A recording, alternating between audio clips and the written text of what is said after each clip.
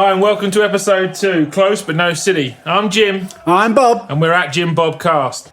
This week on the agenda, the City Review, Vienna, the legend Arsène Wenger, what's coming up at Leicester next weekend, and we'll have a roundup with a few things from the league, and Bob's got a rant of the week from a fan who wants to talk about chocolate oranges. So let's crack on. Bob, Manchester City 1, Arsenal 0, Saturday afternoon. How'd you call it? Well, it was certainly better than the last time we played them in the league, and the time before that we played them in the league, and the time before that we played them in the league. So probably our best result against them for a long while in the Premiership. Yes, good. We had some really strong footholds at many a point in that match. Even some spells of domination might be used. I mean, let's go through the team, because we both did our lineups last week. We both called for Lacazette to play as the 9 because of just his ability also to hold the ball up. He's equally as strong on the shoulder as he is with his back to goal, to be fair, Lacazette. And not a lot of people actually appreciate that. And then the big decision for me, which feels like, and I will praise Arteta absolutely from the point in which he came into Arsenal, but this is one of his telling mistakes, to play Willian in the false 9. Fuck me, what a mare of a decision that was. You do not buy a bike and try and use it as a boat. It's mental. Why does he play him as a false 9? Lacazette plays a better false 9 than him because of his strength from the ball. It was a waste of a player. I mean, we started with 10 men. You've got to sit there as Lacazette and say, boss, I'm not that happy, right? I'm losing my place to Eddie. I was the big signing at the number 9. But credit to Nketiah, he's now the top goal scorer in the under-21s, and he's come in, he's scored goals, and he's made a difference, and he's made Lacazette's job that little bit harder. But then Nketiah's got to be sitting there and think, I've really got a top lacquer here. Maybe they use Aubameyang. When you see the team... Fuck me, what's Alba got to do to keep playing through the middle? I mean, you see the team and you just think that they're playing Aubameyang in the 9, Pepe maybe left and Willian on the right, or they're just going to play a versatile front three and try and fuck with the City back line. And then just to see Willian continuously through the middle, it just didn't work. He looked like a rabbit in the headlights. It was bad. And I think when we had so many good moments, we just found ourselves lacking that. We talked about creativity. We're going to talk a lot more about creativity. If you've got no one to post a letter to, it doesn't matter how good the letter is. What's the point of writing it? And that's what's happened here with Arsenal. We've had some really good moments of football on Saturday, playing lovely. And the telling point for me, when we spoke about the Liverpool game, was we just didn't sit in possession long enough and just let the back 5 or back 6 breathe, Liverpool just came at us and at us and at us with a high press, and we were just under pressure with it. And we said that we missed Ceballos in that game. He played in this game. But you needed a front 3 who could retain the ball from the halfway line into the opposition half. And their line just got higher and higher and higher, and they pressed us, and we were in a deeper position, and we just couldn't get the ball in behind. And it was the first game for Diaz. I hadn't seen him play before. I thought he was I thought the whole City back line actually was top draw. I agree with you there. They did play they played well. They certainly nullified our attack, but how much attack was there to nullify? We had 11 shots on goal. Yes. 3 on target. That's a massive improvement from where we've been in previous games against top 6 sides. And I know you're a man of statistics. Well, last time we played against Manchester City, we only had 3 shots on goal in that 3-0 loss. 0 shots on target. So to move to 11 and 3 is a massive increase. Possession was really good as well. We're up to 41.5% from 32.9%, so a good swing there. More important thing, 333 passes in the 3-0 loss. Our pass has gone up to 462 away from home at Manchester City. I think that's a real improvement in how we've played. Yeah. But how many of those passes, if I could coin a phrase, were fanning about at the back? Well, I mean, yeah, you're trying to build momentum. You're trying to see a passing line. They've not quite nailed the press as much as Liverpool have. Klopp has shown the ability for German engineering with how well manufactured that Liverpool press is. But, City really put us under. And I saw some correspondence on Sky Sports News with Jamie Carragher. And he said that, he knew that Guardiola would go toes with Arteta, and the two of them would try to outthink the other because they've worked with each other before. And I think that is where Arteta has somewhat just overcomplicated things and played Willian as the false nine to somewhat try and get Guardiola to change his in-game plan. And then... Sort of like the Spanish Inquisition, Yeah. the first point of the Spanish Inquisition. Yes. And then Guardiola has then gone and done it to Arteta by playing what looks like a 4-2-4. Nathan Eke really did play as a left-back most of the game. Walker played as a kind of wandering centre-half. Cancelo played high up the pitch as a right wing-back. And Diaz was really the only kind of centre-half that stayed true to his position. And then the two sat in, and then the four up front just manoeuvred and round and wandered. And it was, it was frustrating for me because every game we've played in the league this year, we are not getting Aubameyang on the ball at all. The only time he's been able to play on the front foot with a defender trailing, as in like scurrying for position, he has clinically put them on their backside with the goal against Fulham. He has not had an opportunity to do that since late August. So one of the key moments in the match, we're obviously going to talk a few key moments that happened, was the Saka chance.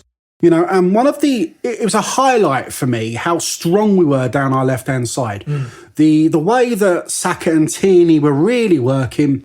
Well, Gabriel as well, left-sided centre-half. Help from Aubameyang as well, help from Xhaka as well. Yeah. They were really consolidated and strong on that left-hand side. I think that the Tierney-Saka partnership's got lots of legs to come. And they combined brilliantly for that chance, A tussling forward run into the box from Tierney. Saka getting the ball to Aubameyang. Such a clinically smooth pass, cutting through the line. But then the Xhaka ball in was great. Yes. But then I think Saka needs to do better. It's great keeping from Ederson. He came out, he was on top of him. Young lad's going to be under pressure, He should do better. I think he should score. No, he's on his weak foot, so he's not going to probably have the confidence to maybe dink it or just use the top. He's just tried to make a really good contact with it on his right foot, and that's what's working his advantage. And that's kind of probably why now you see so many players play on the wing of the opposite of their foot. Right-footed players play left side, left-footed players play right side. And he has now got in behind from the left-hand side on the angle, and he's now on his right foot. If Aubameyang gets off the wing and gets in on that chance, it's 1-1. And that really did frustrate me. We've just not taken our chances against the top two sides. Lacazette had two great chances, albeit we know one was offside against Liverpool. We've now had that chance against City, and we've had a proper chance to take points off of the two people that you would expect to finish first and second in the league. Yeah, we've had good chances against them, both in terms of how we've played. I'm also going to bring this little beauty up. We've also had two moments in both games where should VAR have intervened, it could have changed the complexity of the game. My views on the Mane incident. Yeah. I think he's lucky to stay on the pitch there. That arm flailed into Tierney's face. We were going to miss that one out. Yeah. But Kyle Walker, Gabriel, 46 minutes or 45 plus 1, depending on your way you look at it. Didn't go to VAR. Ref blows up for half-time. I think that's a huge error. I'm not going to say I think. That's a penalty kick. Yeah, I didn't think it at the time, but then I've obviously had the opportunity to watch it over and over again. Arsenal have even posted what they call True View on their website, which is the 360 angle of the incident. And, Kyle Walker is off the ground and his foot is the equivalent to his kind of neck or head height. So, and Gabriel is not bent over. He is putting his head to the ball. Now, that's a high foot. It's a dangerous piece of play in the penalty area. And the only reason I can think is that the referee has let him go is that there is clearly football head. There is clear space between foot and head. I think if he misses the ball and makes any kind of contact with Gabriel, because Gabriel's reaction he doesn't go down clutching his face, he doesn't appeal for a penalty, he's just focused on getting to the ball first. And that probably does him a disservice. It's a penalty. The ref should have given it. It should have gone to VAR. If things like that don't go to VAR, then what's the point of VAR? Micah Richards himself said it on the post-match analysis. He's right. I thought his refreshing view at looking at that was better than the normal agendaed Souness. And that's hold on a second. Sorry, James, for cutting you off there. 2 weeks prior, Sheffield United, they spent the whole of half-time looking, Sky, at how Luiz should have had a tug back. Admittedly, that didn't go to VAR. We've won one there, yeah. But that was a pullback that should have gone to VAR, possibly got the player sent off. This is a stonkingly blatant, dangerous play in the box. Sky spent about 20 minutes talking about it. You know, they spent more time after the match talking about that fucking twat Aguero clapping fans that weren't there. I mean, really, what's that all about? Clapping fans that aren't in the ground? You know, bell end. Well, I think he's just trying to be funny, isn't he? I think he has put his arm round I believe her name's Sian, the female... Sian Massey, she was one of the famous linesmen that actually caused Andy Gray and Richard Keys' Sky demise all those years ago. There you go. So he has disagreed with a decision that she's made and put his arm round in a sort of cheeky kind of way that a footballer does. Now, I have seen the social media platforms absolutely blow up about this. Very interesting. Mixed views on both. I don't have any issue with it. You know, she's operating in the men's game and she wants to operate at the top level. And the player has just done as he would do with a linesman instead of a lineswoman. I think one of the key things we're giving them the wrong job title, isn't it? Assistant referee. Assistant referee, absolutely. You know, you're absolutely right. If that was a bloke, we don't even talk about that. You know, it's a lady, so it comes up. You know, there's nothing to be talked about over this. You know, that's just one of those things. It looked a lot worse than it was because it is a lady, but it's not a lady. It's an assistant referee, just happened to be a lady that day. And footballers are cheeky. They're always looking for the advantage. It's just how they operate. It's just their nature. So I don't think there's any malice in it whatsoever. And I don't think Aguero's integrity's ever been challenged in his illustrious Premier League career, so it should just be blown over. But clapping fans that aren't there, he should be vilified for. It's just a poor Southern American joke, isn't it? Talking about poor decisions by Southern Americans, Partey not starting. Arteta wanted to give him a rest because he wanted to settle in with the side a bit more. Should we have paid the release clause sooner? We know we're going to have to do it.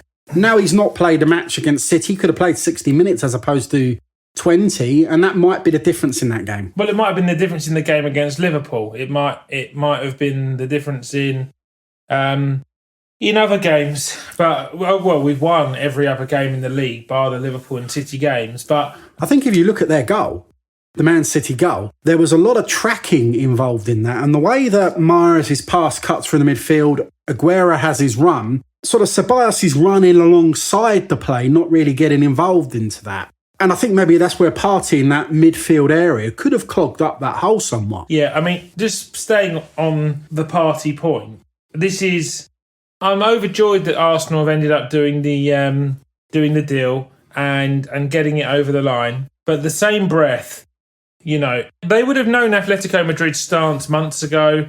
They know Lyon's stance months ago. They've got analysts who are looking at this thing 365, 24/7. It's an oversight. Because the thing is, Bob, as soon as the fixture list comes out, you're like, hang about. Right, in the first 10 games, I've got City, Liverpool, United and Leicester. Like, if I can take at least half the points out of that, I'm halfway home with a top 4 spot. Yeah. Now, I've got a player who I've got to rush over to Austria this week to probably get 60 minutes legs in the game with him so he can just start acclimatising to his other teammates, then race him back for a Sunday at Leicester, and he's got to jump. And in my opinion, he has to jump straight in because there's still an issue at centre midfield.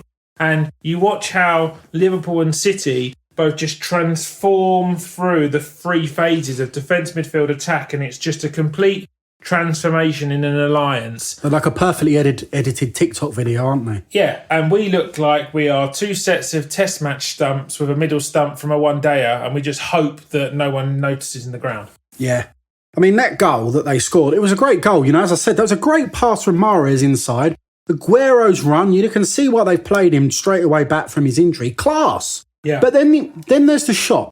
And Leno, I know this is a massive, you love this. This is one of your bugbears. Palms it out into open play again. Parries it out there. That parry, wrong-footed Gabriel. I've watched the goal over and over again. Gabriel stepping back because the ball should be moving that direction. It pops out forwards. Great play from Sterling to take a step back. Gives him the goal, gives him the shot, and puts City 1-0 up for a 1-0 win. You know, at that moment in time, it was quite an even game, ebbing and flowing. 1 way to the net. It was actually not a bad game of football, really. It was decent. It was just a game of just tactical nous, and just people were just trying to find, spots of possession. Watching it back over and over, and then rewatching the highlights, and then watching the game again, I just still struggle to comprehend where we got 11 chances from. But we were better in possession, and we looked better as a side, and there was more solidarity. And there is definitely, the Arteta effect on the back six has had telling improvements to the way in which we defend against top sides. We're harder to beat. Absolutely. That was a sweaty game for Man City, whereas back in June, it was a walk in the park. Yeah. We've got to take our chances, but at the same time, let's still try not to lose games. We've lost that game. We've gone to Man City. We lost 1-0. Bit harsh, probably could have got more out of the game. Should have had a pen. Saka should do better. Pepe had his free kick in the second half that was quite close. Luiz's wasn't so close. He's a great striker of ball, Luiz. He gets his foot behind it. But is it... I've seen him do a few good free kicks. Is he like that Roberto Carlos figure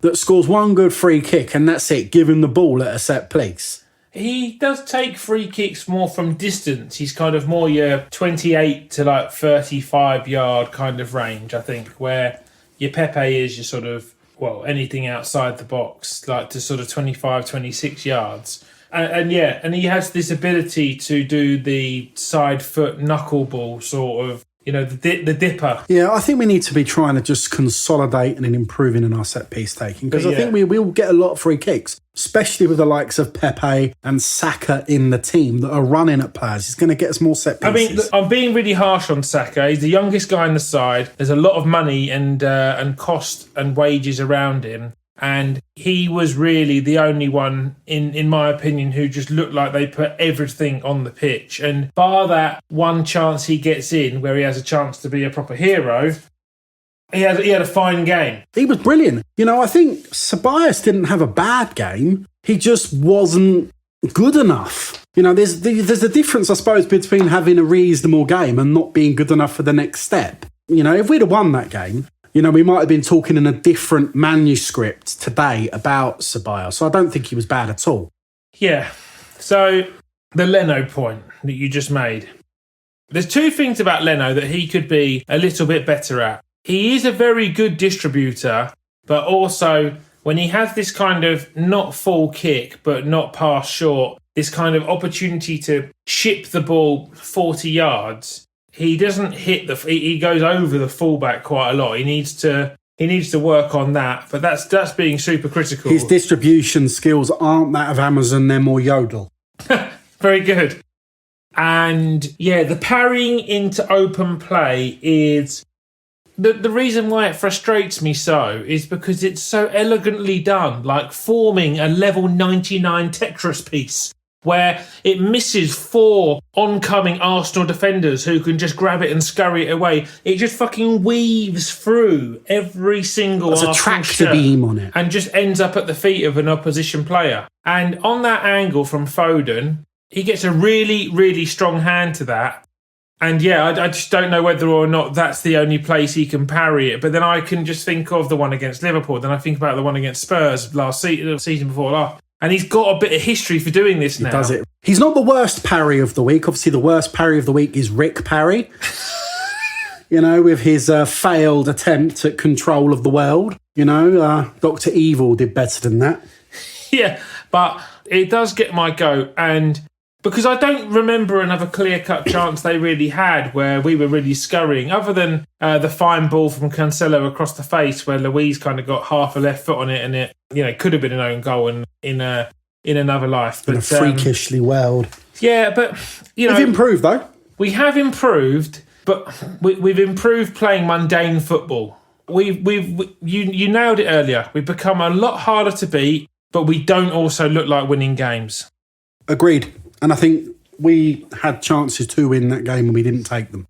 So this week as well, there were some other interesting results in the Premier League. COVID is starting to have its effect now on this league. There's still sorcery flying around. This empty ground is causing all sorts. So let's start at the top. Yeah, Chelsea 3-0, then they went to 3-3. You've had the Villa, what Aston Villa are doing, another clean sheet, 4 wins out of 4. They're top of the league or second in the league behind the early pace setters Everton. With a game in hand. The game in hand as well. I just think it's going mad. A huge win for United. That's going to give them a massive confidence boost. And then the game of the weekend. The result of the weekend, it was a glorious result. I think we'll all agree with this. We're sitting there at sort of half-time in Tottenham versus West Ham thinking, oh dear, oh dear, oh dear, here we go. And then, the glorious world that we live in, Lanzini in the 94th minute picks it up on the edge of the area and siphons this ball straight into the top corner. It was just beautiful. There is nothing better than a ball in the stanchion, is there? I mean, it was very in the apex of the goal. Even a shirt removal and a full kind of shirtless with a ring around the head. Such an old school celebration. But I mean that first 15 minutes, I messaged you again. I'm seriously worried about this Tottenham team. This Son and Kane partnership, still with Bale to get fully up to scratch and come in, is really quite fucking worrying. It is, but then you look, they've drawn 3-3. I think there's a lot to be said about that. Concentration, the ability not to finish off the job. It's like taking a woman home. You've spent all night taking her out with a few drinks. Well, all night now, that's 9:30, isn't it? You brought her home, unless you're in tier 2, then you can't go back to your house. So you brought her back to wherever you may live. You're now in a car park. And you're having a nice kiss, you're having a fondle, and then that's it, you stop. You've got to finish the job when you get the opportunity to. You've got to push through and get the job done. And both Chelsea and Spurs this week have shown they're not able to do it. And it's not they're not able to do it against top teams. These are teams that they should easily beat. I will say that Spurs, if there's fans in that ground, probably go and score 4 and 5 there. I did love it, though, when they tweeted, Spurs bring on Bale, that young lad, what a fool he is. Yeah. Spurs bring on Bale, West Ham bring on Lanzini. And then it aged well. And brilliantly, Declan Rice actually commented on it and said that. Declan Rice, I just want to bring it out. It's my dad's birthday this week. It's his 70th birthday. My dad's a West Ham fan. Declan Rice, via West Ham, have actually written to him. Really? They've written to him to wish him a happy 70th birthday. Unbelievable. And he signed it properly. It's not one of these electric pen jobbies. It's a proper Sharpie signature at the bottom of this. Oh, what a legend. Yeah, I would suspect that the letter's been written by someone in the office because the spelling's too good. But but that's lovely. I think that's a nice touch. Well done, West Ham, for that. Absolutely. And just to counter Bob's point about, very much this week, West Ham were Nadia and Spurs was Jim Levenstein. Yeah. The full pre-ejaculation. Indeed. And they were there for the taking and they just didn't quite get it over the line. But I'm going to stand by it. Annoyingly, going forward, they upset me because Spurs have a lot of what I wish we had. Because we're so good defensively, if we could transition the ball that quickly back to front, and we've got the players to do it and some, we could be a real force. We've shown it. Yeah, and you're right. United were clinical against Newcastle. It's got to give them confidence, that. Yeah, it is. Do you know what? That goal, the Bruno Fernandes goal, was unbelievable. If there's fans in the stadium, or if that's Barcelona, that thing is so viral. That was such a good goal. More viral than COVID. Yeah, so that was a telling result. Leicester losing again. So, I mean, and we'll come on to Leicester in a minute after we assess a couple of other bits. They've had a strange season so far, but we're going to talk about them, yes? We are, yes. Thank you. But it's the right time to play them, it feels. So we must take advantage. But a bizarre league. And the big Merseyside derby, this great big VAR decision at the end, people are going berserk for it. Liverpool writing or wanting to confirm with the FA about how VAR looked at it and what the VAR verdict is. Do you know what? Do one on that one. VAR's VAR. We got tucked up by this week. We might have got one off it the other week. It's wrong and it just needs to be fixed. We don't need to write to the FA. The FA just needs to sort it out. Yeah, I totally agree. So Van Dijk out. Van Dijk, that's going to be a season. That's a massive loss. Carragher tonight on Monday Night Football crying into his tea about now how Liverpool aren't going to win the league. It's just I could almost see him spitting out of his car window in disgust. But he is that good, Van Dijk. I totally agree with that. Losing a player of his ilk for 45 games will be monumental to them. it will be catastrophic. And what we said on the cast last week, I believe, about Liverpool was that they have managed to keep their squad together for 3 or 4 years without one real major injury to their top echelon of player, like a Mane, Salah, Van Dijk. And now they've lost him for a season. They've not bought a centre-back in the window. At the same time as their keeper's out as well. Alisson's out at the same time here. So this is huge for them at the back. Yeah, it is. You're right. And they've not bought a centre-back in the window. I've got a couple of Liverpool fan friends, and I did say that I think I was surprised that they didn't go and splurge on another centre-back. And, well, now we'll see what Klopp conjures up. So Thiago looked good again, though, didn't he? Oh, he's a player, isn't he? Yeah, really good player. No, I think that, Everton, they're 2-2 against Liverpool. Yes, okay, maybe it was a bit dubious at the end, but they're still knocking in, playing the football. Calvert-Lewin with another goal again. On Everton, though, because we've discussed this, haven't we, about Pickford getting picked for England because Southgate's openly come out and said that he's done nothing wrong in an England shirt, so we'll continue to pick him and judge him on his merits there. But that tackle on Van Dijk That's horror show. It's fucking attempted murder.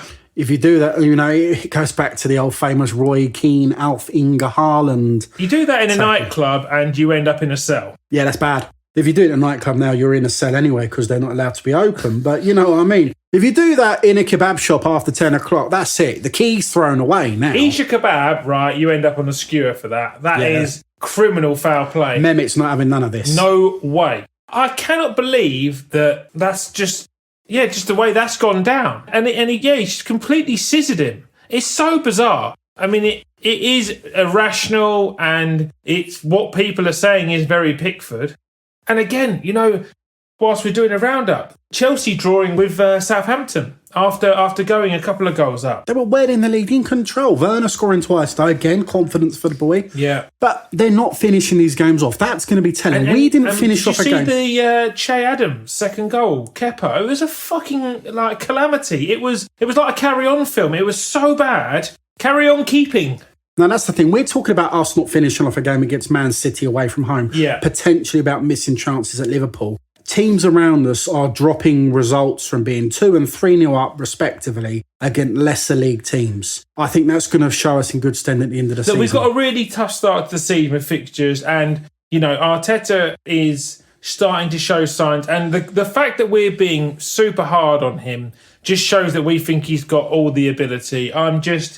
We'll come to do our top 4 predictions again because we're going to do them every week and just change, obviously, until the end of the season when it's going to be quite obvious. I bet I get it right last week of the season. Yes, absolutely. But I think without Partey, I think a top 6 finish would have been exceptional from Arteta, but we're no closer to winning the league. Then post-Partey, again, we're no closer to winning the league with the current squad. But a top 4... possibly on a coin flip now is there. We're one player short in midfield. I'm going to roll this out here now. I'm going to throw it out. I don't think our squad is any closer to winning the league. However, I feel that those that were miles ahead of us are now closer to us by various things that have happened this season to them. Depending how long De Bruyne is out for. De Bruyne plays, that's a different game at the weekend again. We're talking totally differently this morning. Yeah. Now, I just want to mention this. Okay. Before we move on to talking about Vienna and things like that. Arsenal ladies football team. Legends of the game. One of the best teams, probably if not the best team to ever grace women's football, certainly in this country. They're currently 5 from 5 in the league with a goal difference of plus 25. Vivian Miedema has scored 52 goals in 50 games. Is that since she signed for the club? Yeah, that's league games. That's her record. If you start introducing all her other goals, she's an absolute machine.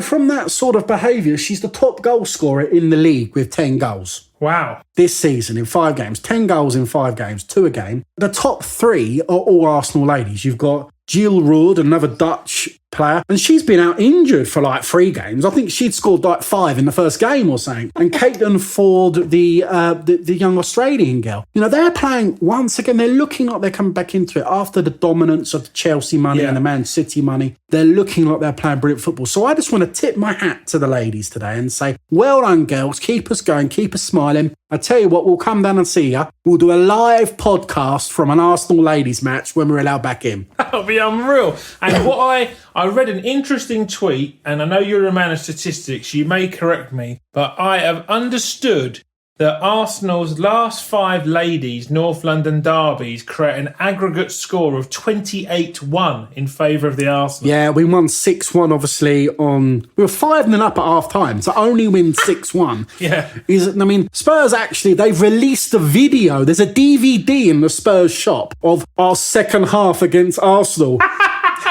We put the pressure on. I love it. Well, good luck to the girls. Carry on that form and bring home that trophy. Yes, indeed. Any trophy is a trophy. And yeah, we could definitely learn something from how clinical you're being at the top end of the field. Vienna, Robert, Austria.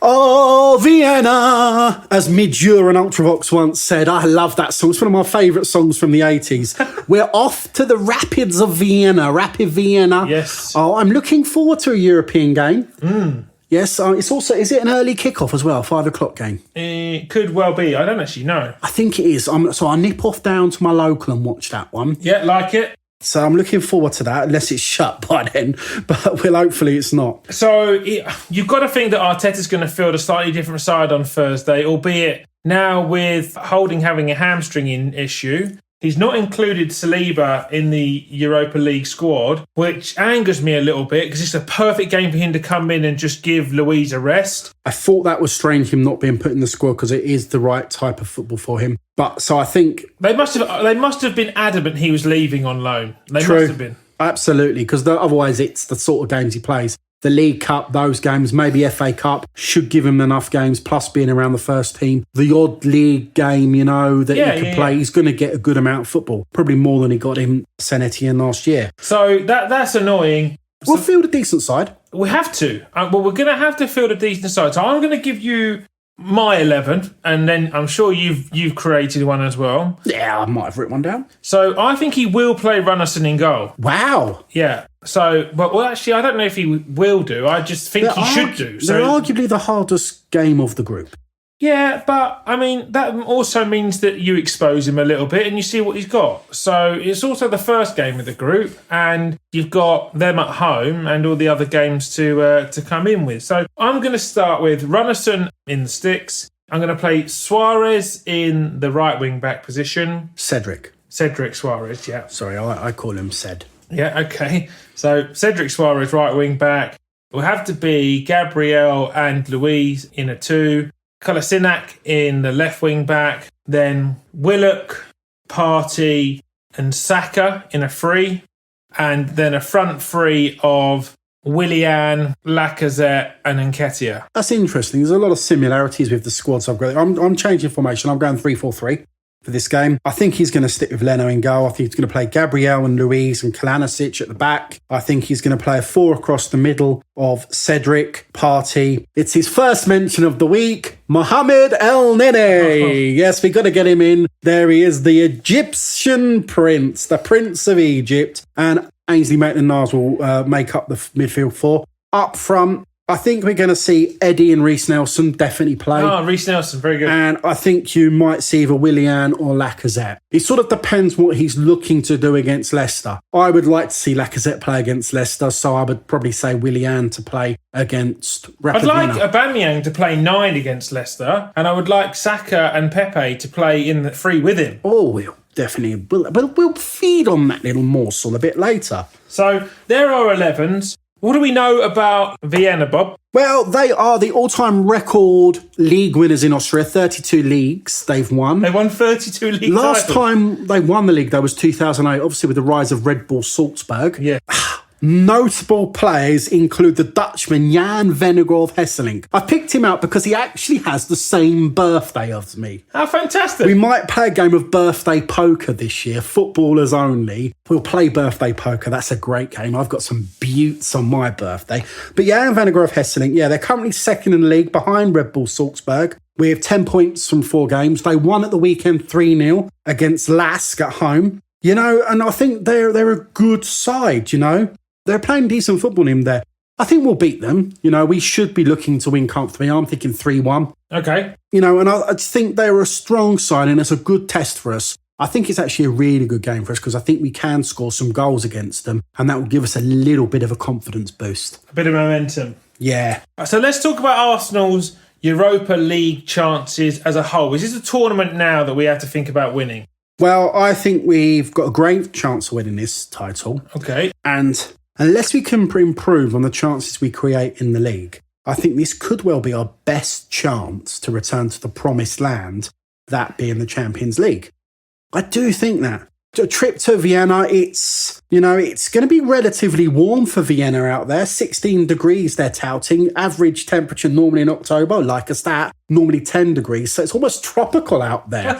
16 degrees out there. I think the Arsenal will like to go out there. It's a shame no fans can't go out to Vienna because other than the Czechs, the Austrians drink more beer on a per head basis than anybody else. That must be the Bavarian roots coming in there. Very nice. And the local brew is Otterkringer, which is something that we might bring and have a little tasting of next week if we can get a hold on it. Lovely. I agree with you. I think that our best chance is to probably win a place back to the promised land, as you rightly say, is probably via the Europa League. I think we should sail through the group stages. I think Arteta has developed a team that can very much play in cup matches with the wins over Liverpool this season in the League Cup, the Community Shield win, the wins against Chelsea and Manchester City last year in the FA Cup. He knows how to put a team out to do something in 90 minutes. Longevity and quality over a 38-game season is just what he's probably trying to build over a 2 or 3 transfer window span.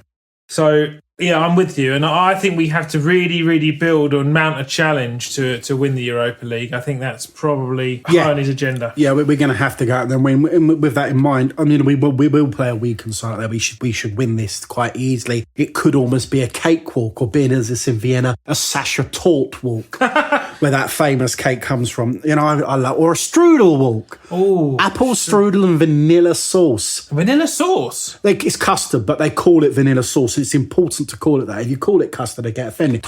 Is Viennetta from Vienna? No, it's a Walls-based product. Walls is manufactured in the UK. It's very British. But it's a fine dessert. It's a great dessert, actually. I think I'm looking forward to the Europa League this week. Normally, Europa League. Do they do an orange Viennetta, Bob? No. And we will get on to orange-based goods very shortly, where Indeed. Robert is ready to talk very aggressively. I'm a bit dismused about this. So, leaning on from Vienna, predictions and a goal scorer, please. You said 3-1. 3-1, I'm definitely going to go with goal scorers. No, just a goal scorer. I can give you a goal scorer, and based on the lineup that I think is definitely going to pay, I'm going to say Willian will score. Like it, and he needs a goal, I think, because he has been a little bit. Well, he was built up and pedestaled from the Fulham game, wasn't Supreme game against Fulham. Yeah, and he really just sort of he's simmered at a low heat since then. So I hope he scores, but I'm going to say 2-1. I don't think it will be quite as easy as a 3-1. And chance creation doesn't matter on the opposition; is more about yourselves in possession. So 2-1, and my boy Eddie will be on the phone. Yeah. Okay. Yeah.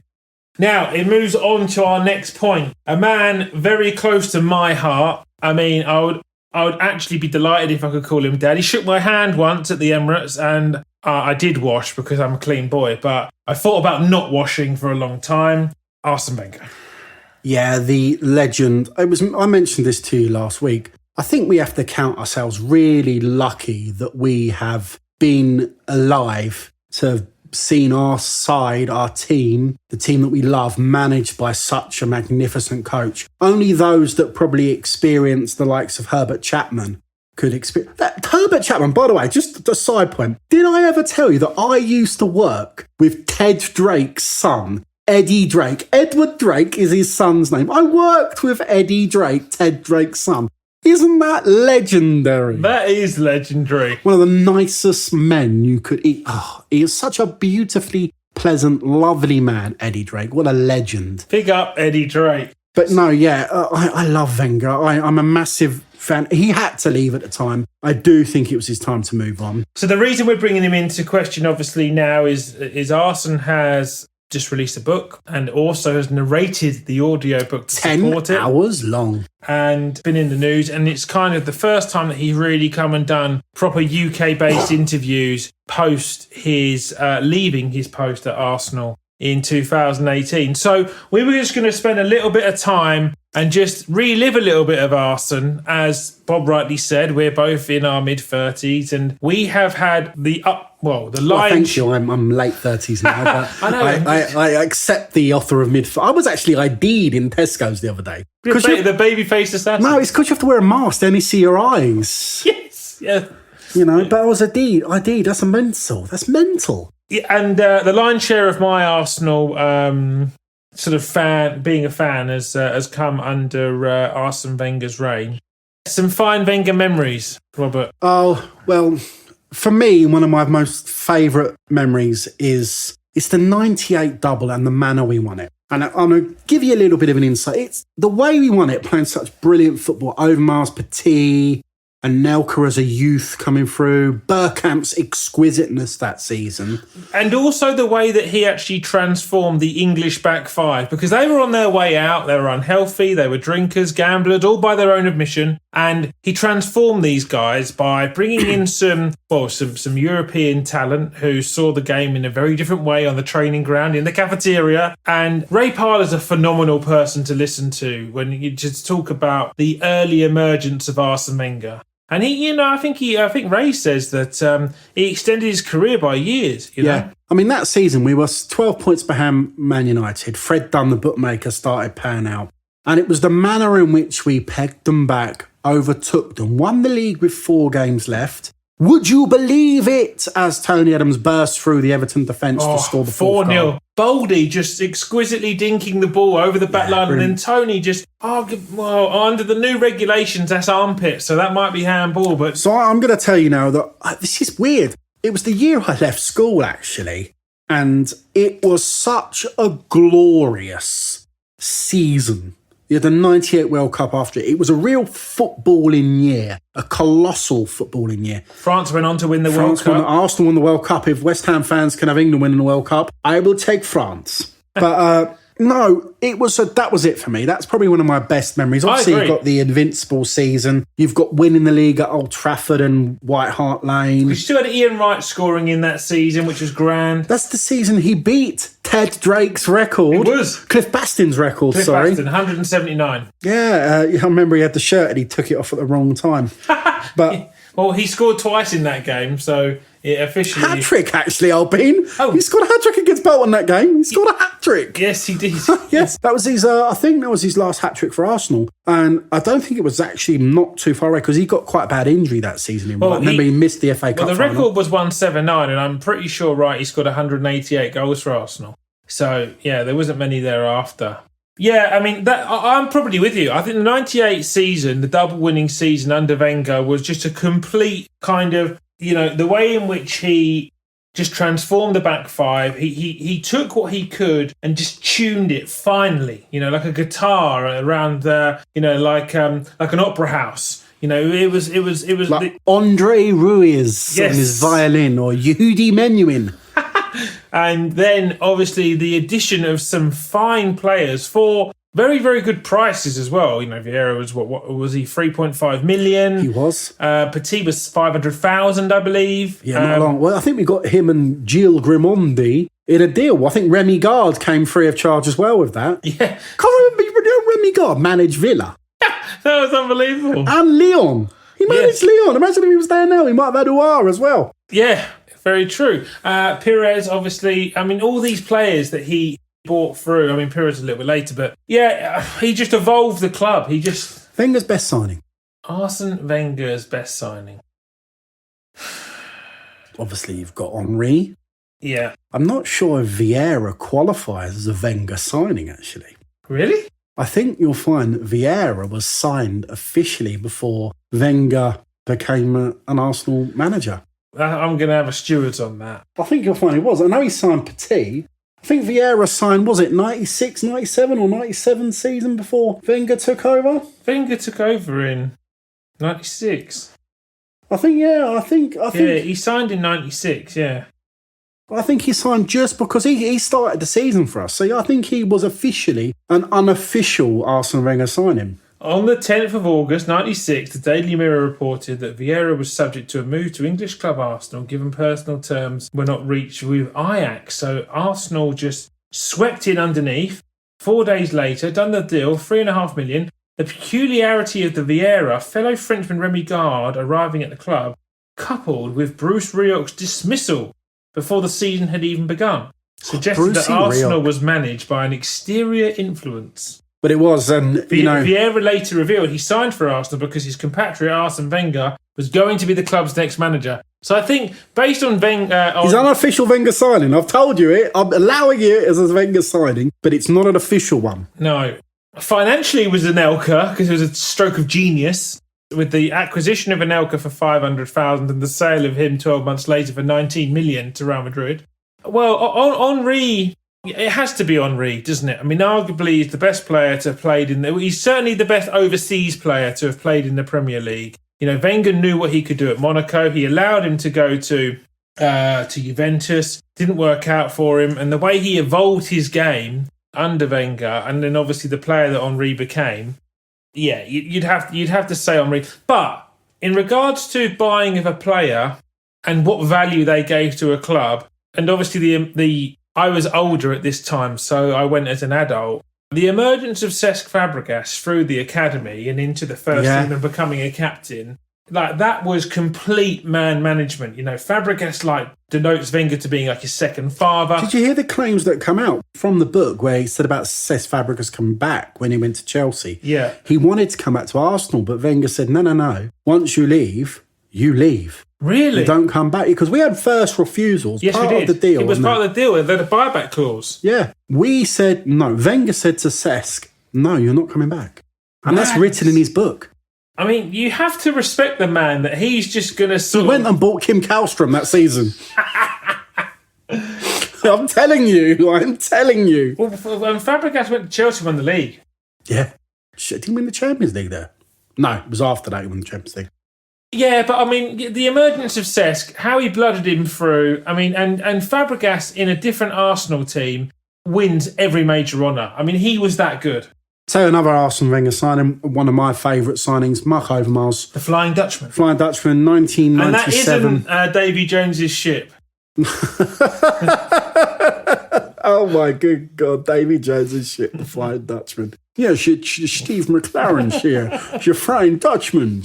No, Mark Overmars, a phenomenal player, brilliant. Yeah, he's one of Arsene Wenger's signings. Obviously, financially, you are totally correct with Anelka. What Anelka bought us for the rest of our lives. But in a deal that often gets swept under the carpet, Overmars and Petit went in a double sale of 35 million, I believe it was, after all bonuses were included. And I believe the cost of the two of them combined didn't surpass 10.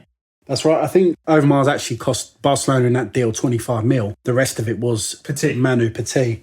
He also went to Chelsea after being at Barcelona. He trotted around. Petit. A bit of a journeyman in him. But no, I think the Wenger memories, the Wenger signings, the Wenger years will always be the years you look back and said, I was there. You know, I was there at his last game, his last home game. It was an emotional day.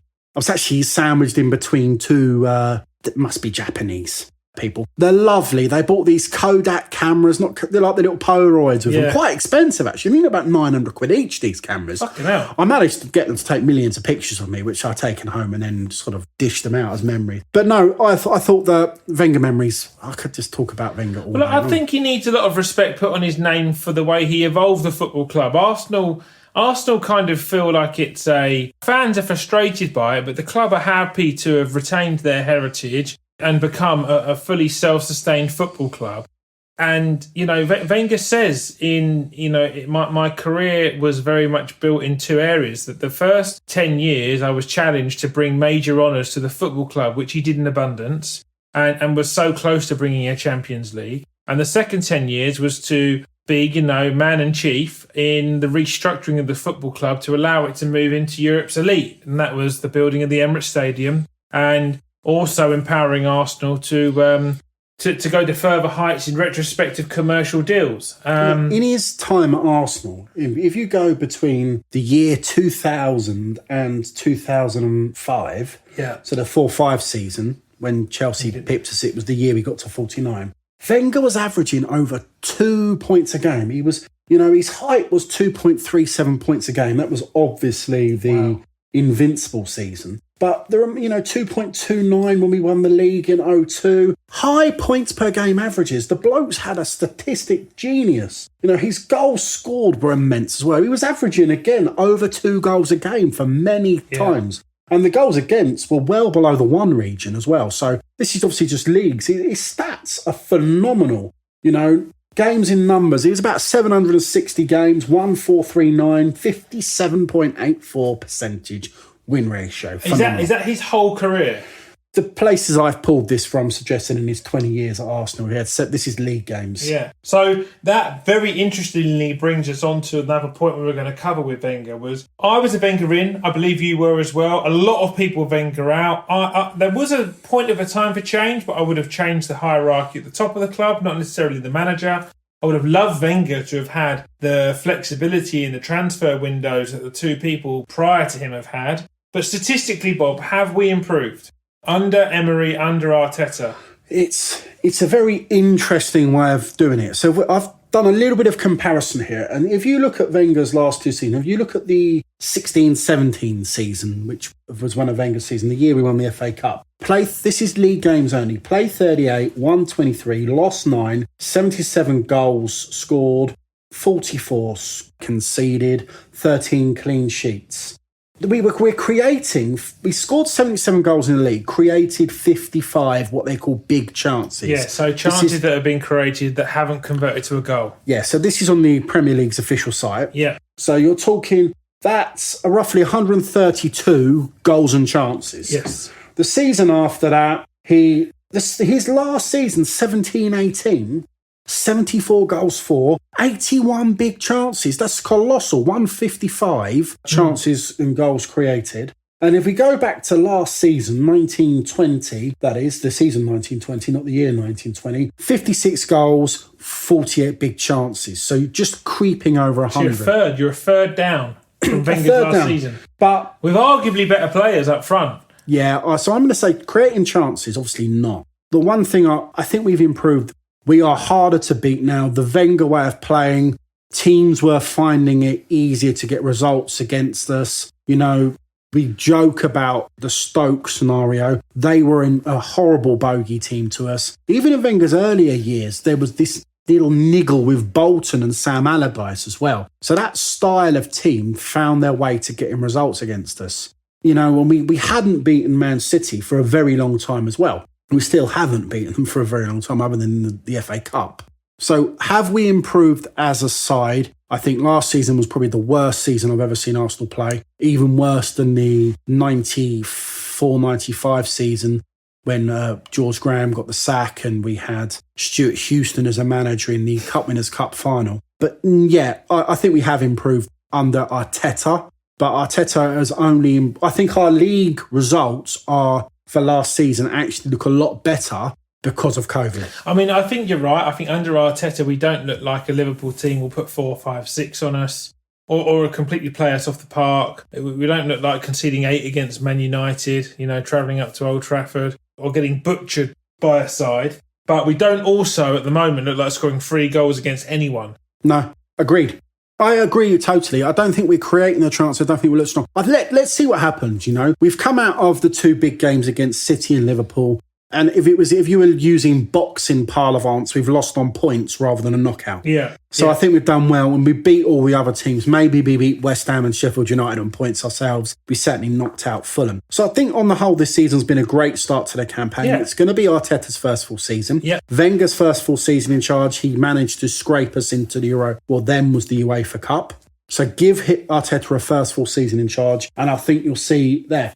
Wenger's book. I've not read it. It's my birthday soon. Hint, hint. No, I'm getting the book for my birthday, so I haven't read it. So I will read it. I'm really looking forward to it. Are you a reader or a listener? It's gonna be difficult. I think because of COVID, I don't travel as much with work. If I was traveling more with work, I'd definitely be a listener. But because I'm more home-based now, it's much easier, more sociable for me to pick up a book and read it, because then I can at least mumble to the missus halfway through it. Yeah, so I'm definitely going to listen just because he's narrating. So I'm going to live it through Arsene's noise. But what next for Arsene Wenger? I mean, I've heard some indifferent things come from him. How he wants to evolve the game. He wants to remove throw-ins. He wants kick-ins. Kick-ins? Well, because what he says at the moment is the way in which teams have learned to defend a throw-in. A throw-in is supposed to be a technical advantage when the ball goes out of play and you can manipulate the ball to go out of play. But the team in possession are disadvantaged because they're now 9-11 technically, because they've got one person off the pitch throwing it in and their goalkeeper is stationed in their goal. So it's 9-10, basically. You can't be offside from a throw. No, you can't. But, now they've learned to press so hard and they defend. Unless you get a throw-in off very, very quickly and someone's in possession in the pocket, you're a disadvantage. So Wenger has said that he believes that you should be able to kick the ball because you can get the ball to travel further and you'll be able to gain a scoring advantage again. And I also understand that he's doing a lot of work with the development of academy-based solutions for kids all around the world where they can be part of online academies, and they're trying to assist with getting players of ability who aren't able to get to other countries or are more in need, who have ability to be seen. He's always been... He is a doyen of football. He is a colossus. He's working for FIFA, obviously, at the moment, like you've just said. I could see him being head of FIFA. I can see him managing again. There's an interesting thing. Someone said that, there's been a lot of musings about Southgate's. And Wenger talks about himself in his book, just picking up on excerpts about how many jobs he's turned down. Yeah. He's turned down the England job. He's turned down Real Madrid twice. He's also, I'm telling you now, he's turned down the England job several times. He turned it down when they sacked Hoddle. He turned it down when they sacked Keegan. He's turned the England job down pretty much 5 or 6 times. Really? They have tried and begged Arsene Wenger to manage the England team so many times. He's always turned it down. That's a management. I can see him doing that. I mean... It's a low-maintenance management. International management, England or France. I can't see him managing another Premier League side. I think he is besotted with Arsenal too much. I think he loved the club. It was like an unconditional love. Well, they said, talk about conditions. The condition of Arsenal getting a loan for a stadium was him signing his contract. Yes. That's massive. We'll give you the loan, but you've got to sign Arsene Wenger up. Okay, then. I mean, yeah. So it just showed what character and how much substance he had around the football club. I mean, I'm so grateful to him for 22 years of service. I had many a fine Saturday or Sunday or Wednesday or Tuesday off the back of Wenger running the football club, and whatever he chooses to do, I just I wish you well. Merci, Arsene. Did you see him on Graham Norton? Yes, I did, yeah. I thought it was a waste of an interview for him. Graham Norton has no knowledge. It was only the fact that Flintoff was sitting next to him. It gave his interview any credence. It's really not a type of show for him to go on. Graham Norton was all about talking to Dawn French, whether or not she's going to go for free Christmas dinners or not, and whether she'll dress up as the vicar. She's not allowed to go for free Christmas dinners this year because you can't mix households. Come on, James, get with it. Yeah, sorry, I'm so un-COVID in retrospect of compliance. But yeah, some of the things he was asking him were just off the cuff and they weren't relevant. But I doff my cap to Wenger for going on Graham Norton and actually having a chat with him, because it seems quite un-Wenger-like. But I imagine over a glass of sherry, he's quite a good crack. He was chucking on the Vin Rouge, I can tell you that. I suspect that wasn't a cheap South American Cab Sav. That would have been a high-class French Vin. Yeah, something full-bodied, yeah. Certain Appalachian Control, eh? Well, look, best of luck to Arsene, whatever he does. The show will follow him through everything. And any of your best Arsene memories, just make sure you get at us at JimBobcast, info@JimBobcast.com. Any Merci Arsenes or hashtag Arsene answers, hashtag Arsene memories, whatever you want to do, just put Arsene. Hashtag Wonder Wengers, Wenger Wonders, hashtag Mesut Memories. Remember that from last week? Yeah, you enjoy that one, don't you? I love my Mesut Just Memories. hashtag anything, basically, and just include us. And you can also hashtag your favourite chocolate orange, which Bob will be getting onto very soon. But the last point on our footballing card, Robert, is Leicester this coming Sunday. Yes, indeed. This is a huge game. It is. It's the proverbial 6-pointer. It's a proper game. It's one where we need to put a plaque on the wall for this game. This is where we show intent about moving forward. You can't have the same excuses. Oh, we've only lost 1-0 against Man City. We got beat 3-0 by them last season. No, it's a massive game. We need to go and win this game this week. It's absolutely essential that we go on and win this game. 7:15 this coming Sunday evening. Pay-per-view? I don't know. That would be a game that you would expect. It's a pay-per-view game. Is it really? It is officially a pay-per-view game. Okay. Are you paying for it? Yes. Okay, I'm not sure yet myself. Really? Well, it's my dad's birthday. Okay. For one. So there's that. It's looking more and more likely. I would say I was 80-20 on the fact I will be paying for the game. You'll definitely watch it. I mean, you're obligated to now. Yeah, true. I'll watch it. So, it's a massive game. The team, I imagine, what would you change about the team from the City game? I'm going to change two things. I'm bringing in Partey to start for Xhaka, and I'm bringing in Laka for Willian. So my lineup is a 4-3-3. I'm going Leno, Bellerin, Gabriel, Luiz, Tierney, Partey, Ceballos, Saka, Pepe, Laka, Aubameyang. Okay. I want to play that team. I want to play those three up front. I think that's going to be exciting. I've adored the way that Saka and Tierney played last week, so I want to see that again. I also want to see if the strength and party effect in the centre of midfield can actually allow Ceballos to do more. Well, okay, that's fair enough. Which is why I've gone for him instead of Xhaka. Yeah, and I'm the opposite. I'm picking Xhaka over Ceballos. So mine's a 3-4-3, 5-3-2. So Leno in goal, Maitland-Niles at right back. I'm dropping Bellerin. It's a big shout. Thoughts behind this? Bellerin has been caught on the shoulder a few times now this season. He's not looking what's coming in. Mane got in behind him. I think he could have done better with the goal against City. I think he has been caught out a couple of times now. Positionally, he is just kind of occupying space with no real substance to it. Yeah, and I think he needs to do better. So Maitland-Niles, Luiz, Gabriel, Tierney in the 3, Saka left wing back. The 2, Xhaka and Partey. Front 3, Orba, Laka, Pepe. I want to start playing Aubameyang in the 9, but I want to see Lacazette in the side. He's got a good record against Leicester. Scored his very first touch for Arsenal in the league against Leicester. In a game we won 5-3, I think. Great game. 4-3.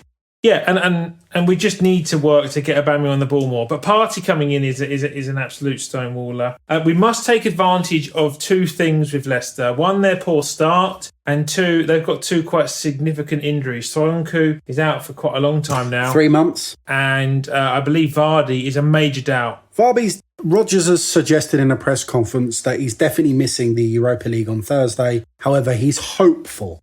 Hopeful is loosely termed for we don't want to say he's out just yet. You know, magic spray injection, so he's out. Yeah, their start to the season's been somewhat strange. So they've opened up and they've lost against Villa. Then again, everyone loses against Villa. Yes. They've then got spanked by West Ham, who themselves got spanked the week before. They've then gone and beat Man City 5-2, beat Burnley 4-2 before then I think they... So I've done the league in backwards, actually. So they've just lost at Aston Villa, 18th of October. They lost then to West Ham 3-0. They then beat Man City. But they opened up with a 3-0 win at West Brom and a 4-2 win at Burnley before having some really indifferent latter form. So they've not won in 2 games, but prior to that, they have beaten by scoring lots of goals. Beat Man City, they beat Burnley, they beat West Brom. They should beat Burnley and West Brom, to be fair. The win against Man City at the Etihad is a massive result for them, but then they follow that with a loss of 3-0 at home against West Ham. So, you know, they are, interesting, you know. Just to stop press, Wolves beating Leeds tonight, 1-0, goal from Jimenez. Yeah, in the Portugal kit, which I know you're a big fan of. The girls outside, you know, with their eyeball are absolutely pumping their fists. I think one of them's dropped the ball at the moment. But no, it's a great time to... I think it's a really good time to play. We've both had 5 games. We've both taken 9 points from 5 games. 2 losses, 3 wins. You know, and it's a real... We need to put a line in the sand now against Leicester and move forward. Move to 12 points. You know, we then go away to United. And then we play Leeds the week after. Leeds, I'm adamant, will be a bogey side against us. Like they are exactly the sort of side that do bits against Arsenal. and we need some points now. I think we've got to beat Leicester. They're above us in the league, actually, on goal difference. You know, they got +4, we got +2, but that's about scoring goals. It's not about anything else. I mean, they've actually conceded 8 goals to our 6. Yeah. And 3 of those were against Liverpool. But they put 5 on City and we couldn't score against them. That's massive. So this is a big game. As you said, they've got players that are doubtful and out. That's going to be big. We've got to take advantage of their recent games. What do we need to do to start getting points against teams that are other top 4 sides? Leicester have to be put in that.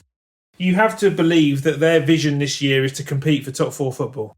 So what I think we need to do is I think we need to do 2 things.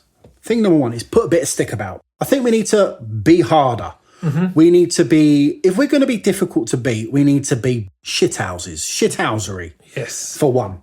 We need to put a bit of stick about. We need to be a bit more physical. Which City did on us on the weekend. Don't be pushed over. That's one thing we need to do.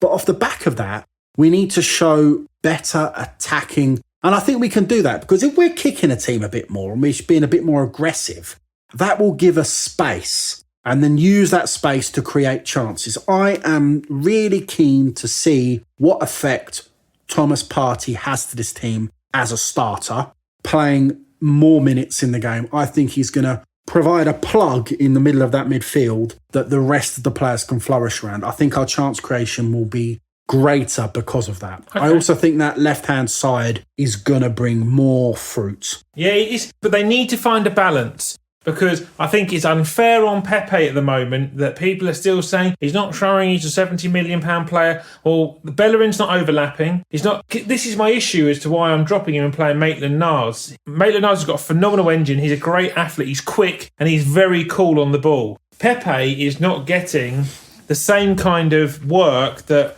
you know, you've got to remember Arsenal have got 4 left-footed players now. Gabriel, Saka, Xhaka and Tierney. So they've got the guys working the byline down there. So, you know, and Pepe just looks like he is in no man's on his own, always trying to... Well, we noticed that at the weekend, you know. I was just saying about that link-up play between Tierney and Saka. Then you've got Xhaka coming across to help out, providing more strength and support. Aubameyang coming across as well. But when every time Pepe got the ball, it was almost like him versus 3 or 4 players. Which is exactly what his goal against Sheffield United was. It was just the one that came off, and it was a wonder goal. But you're going to score 1 in 15 chances that you get like that. So when the other 14 times when people are saying you're not worth your money, well, it's the one time where he wins a game. But you could reduce that number down and get him in on goal a lot more if, you know, the team shuffle like the big guys do. But we shall see. Predictions, Robert. Leicester.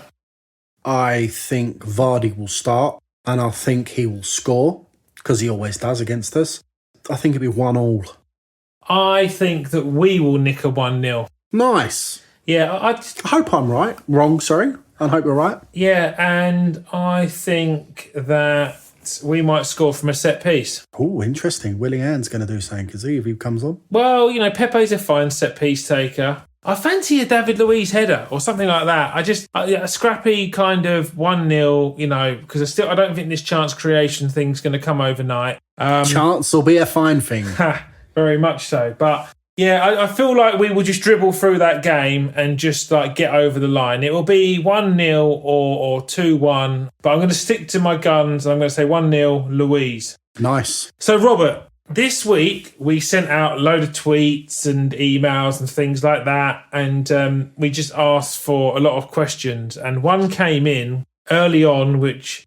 I know food is something very close to your heart. Yeah, you know, I've been around the block in that, trained as a chef, things like that. So, yeah. And someone wants to understand why there is so much orange chocolate-related products on the market. Now, you feel quite strongly about this, I believe. The flooding of the market with the chocolate orange flavour is becoming a joke now. Only today there's chocolate orange Cadbury's Fingers. No requirement. Well, sounds good, that. There is chocolate orange 12s. Apparently, they were massive. They were good. Yeah, why? Just have a 12. I've had a chocolate orange 12. And was it very good? Yeah, it was. There's chocolate orange Toblerones. Now, I know you've had a chocolate orange Toblerone because I brought one in today. It is muck. It is what? It's just no point. You know, you've got chocolate orange Lindors, you've got chocolate orange Kit Kat Chunkies. You know, they've even taken one of the finest biscuits known to man in the Choco Lebonits, and they've given us a chocolate orange version of that. You know, Terry's chocolate orange, just leave it at that. Terry's chocolate orange. That's it. That's your chocolate orange. Mint chocolate, you can have your mint chocks. Terry's chocolate orange, though, like, bang average. What? The chocolate orange? The actual orange itself? Because it's an orange shape. It's a great Christmas gift. In a stocking, not obviously a present. If you unwrap that... If you hate your wife, like, hello, dear, we've had a fantastic year. I've bought you a chocolate orange. And I've already had 6 segments because they taste pretty good. But this Toblerone, this chocolate stick...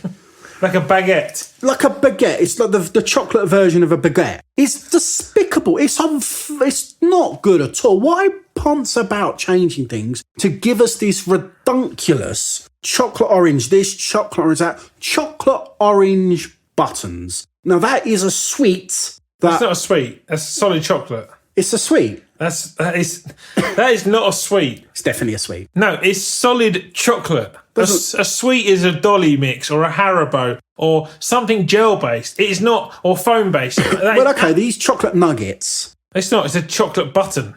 Chocolate button, if you will. You can't button up your coat with it, can you? But these chocolate orange... It's just infecting the market. Chocolate orange this, chocolate orange this. There'll be a chocolate orange advent calendar coming up. Oh, chocolate orange Lindt Santas. Just leave the oranges on the bloody tree to Del Monte and leave the chocolate to Cadbury's on its own. Orange in one aisle. If you've done in the supermarket, you have the oranges on the fruit aisle, not on the chocolate aisle. So I have seen the Cadbury's. Cadbury's are doing like a kind of like a luxury range. And they have done a bar, like a dairy milk bar, with an orange zest. And I'm quite sure it's got like orange peel throughout it. It's good. It's not. Just stick with dairy milk. Dairy milk, glass and a half of milk. Beautiful. But a brilliant chocolate bar. Don't piss about with it by adding orange. That ain't broke, don't fix it. Now, what about the phenomenal Terry's chocolate orange bar? See, now, to introduce a chocolate bar like that into the market makes the chocolate orange a more easy, accessible, sweet chocolate bar. It's not a sweet. Well, it is a sweet, but it's a chocolate bar as well. But no, you see... In what context is it a sweet? Well, it's confectionery. Confectionery. And it's confectionery, isn't it? No, I could talk about this for weeks. But no, the chocolate orange, it's just everywhere I go now. They're changing things with chocolate orange this, chocolate orange Bailey's, chocolate orange liqueur. Don't get me started on Bailey's fucking about with their recipes. Just keep it as Bailey's. That's what works. Bailey's Irish cream, not Bailey's Irish Madagascan vanilla and Cuban armpit flavour cream. Just keep it as Bailey's cream. Just keep it as dairy milk. Just keep it as a bloody Kit Kat or Kit Kat Chunky. Now, Kit Kat Chunky is, again, another brilliant choice of chocolate-coated wafer. They are fantastic. The Toblerone, in its own guise, is a brilliant stick of chocolate. Dairy milk is a good chocolate bar. Buttons are good sweets. Another chocolate-coated biscuit, which I'm a massive fan of, is the Cadbury's Finger. Cadbury's Fingers are brilliant. Don't make them orange because it becomes sickly. You know, that's what the problem is. The chocolate orange, like the mint chocolate, if you don't have it at its optimum temperature, it becomes a sickly chocolate bar, which you can just sneak in a little chocolate biscuit, you know, here and there, or sneak in a little thing there. We've got, you know, you've actually got one in front of you. You've got a Lindt chocolate orange there, haven't you? A Lindt chocolate orange ball. It is an inch diameter. It's a fine treat. But I mean, Lindors and all that, they're fantastic. But again, stick with the red one. Don't ponce about with mint ones and white ones and things like that. It gets my gears grinding. It really... You've often been seen frequenting the salted caramel Lindt ball, so... I mean, the salted caramel's even worse. It's salted caramel coming from left, right and centre. Yeah. Everything's salted caramel. What's wrong with caramel? Don't put bloody salt in it. It's not a portion of chips, you know? Okay, let's go and get a portion of chips and put caramel on it. No, you don't do that, do you? You get caramel chicken now. Caramel chicken? What's caramel? What is this? You cannot have caramel flavoured chicken. It's a Chinese dish. If you're working from home more often these days, I'm still, up and down the country doing various things. If you go into a chow noodles or one of those places and you opt for the noodle or the rice with 2 choices of chicken for $7.95. What, they give you caramel or chocolate flavour? No, caramel chicken is like a sticky chicken with a caramel tinge to it. Is one of the things they do. It's pretty good. Okay, let's get this straight. There is a place for sweets and there is a place for savouries, and this world is becoming ludicrous with what it's doing. Chocolate orange, leave it to Terry's. It makes my blood boil. I'm a traditionalist. I don't want these newfangled angle things. I like Turkish Delight in a little hexagonal box with icing sugar on it. I don't want it piss about with sesame seeds and stuff on it. Just keep it normal. And this Toblerone chocolate orange, which is one of the reasons we started on this, £4, it's an absolute piss take. The people at Toblerone take it and hide it. Yeah, that wasn't good. But look, we will get into more food-based ranting. Robert is very passionate about it. And we will close this one off in weeks to come about the bar or the sweet. He and I have spoke about it for 15 years now, and he often talks a lot of shit. So, well, let's give him a little flavour. See if they can help us with this debate. We'll finish this debate next week. So, bar versus sweet. I am a traditionalist. A chocolate bar for me has to be a chocolate-based confectionery item, bar-shaped, with at least 85% of the total matter being that of chocolate. So I would say the Kit Kat Chunky, that's definitely a chocolate-coated wafer. I would say a Boost, or if you go back many years, the Boost with Guarana, is a sweet and not a chocolate bar. James. Yeah, they're both bars. The Kit Kat Chunky is a solid bar of chocolate, which has a different layering of an insert, like a Cadbury's caramel bar. It's chocolate-coated caramel. You're starting to say things like toffee crisps, and they're sweets. No, they're not. They're absolutely not. We will talk about this in more detail. Tweet in bar or sweet. Just send us in chocolate bars. Go to your local garage, take a photo as you just, go to pay for your fuel, or if you're going to get a car wash, or, buying a gallon of milk or whatever, and take a photo of that bar area, just underneath the chewing gums, but just above the Murray's Mints, and just say bar or sweet. Bar or sweet. Remember Ritter Sports. If you could get pictures, Garage Confectionery shelves. Tweet us in your pictures of Garage Confectionery shelves. I want to see your Ritters. Show me your Ritters. That's it. And we will also be doing, anyone who predicts on Twitter before the Leicester game, the right score and also one of the goal scorers, there will be a prize next week. So I will give you my chocolate orange Toblerone. There might be a slightly better prize than that. But remember, we're at Jim Bobcast. You can find us on Spotify, SoundCloud, Amazon, Google Store, and the Apple Store, amongst our YouTube channel as well. So come on, like, comment, subscribe. All of it's really, really mostly appreciated. Click, like, subscribe. I'm Jim. I'm Bob. Up the Arsenal. Let's have it.